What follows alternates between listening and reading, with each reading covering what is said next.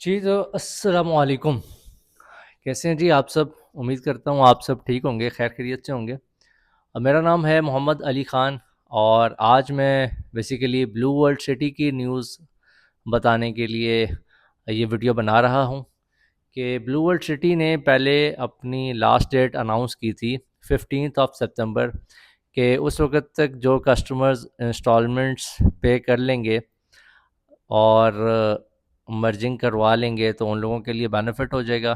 پر اب جو ہے انہوں نے ڈیٹ انکریز کر دی ہے، اور اب لاسٹ ڈیٹ ہے 20 سپتمبر. آپ اس وقت تک اپنے بقایا جات ادا کر سکتے ہیں، اور مرجنگ پالیسی سے بھی فائدہ اٹھا سکتے ہیں، ڈسکاؤنٹس بھی لے سکتے ہیں جو کہ آپ کے اے پی آر سے ملتے ہیں. تو اس چیز سے فائدہ اٹھائیں اور اپنی فائلز کو کینسل ہونے سے بھی بچائیں، ڈسکاؤنٹ بھی لیں. تو یہ نیوز تھی جو کہ آپ لوگوں سے میں نے شیئر کرنی تھی. باقی جو ہے آپ سپورٹس ویلی بلاگ اور عوامی بلاگ ہو گیا، اسی طرح اوورسیز بلاگ ہو گیا، جنرل بلاگ ہو گیا، ان کی اپڈیٹس کے لیے بھی آپ میرے چینل کو سبسکرائب کریں. ساتھ ہی ساتھ انشاءاللہ میں بلو ورلڈ سٹی کے علاوہ باقی اور سوسائٹیز میں بھی کام کرتا ہوں، اور کافی پہلے سے کام کر رہا ہوں. تو میں نے آپ کا یوٹیوب چینل بھی بنایا جائے اور آپ لوگوں کو اپڈیٹس دی جائیں. تو انشاءاللہ سبسکرائب کرنا نہ بھولیے گا ہمارے چینل کو، اور انشاءاللہ آپ جو ہے بہترین اور سچائی پر مبنی انالیسس بھی دیکھیں گے ڈفرینٹ سوسائٹیز کا.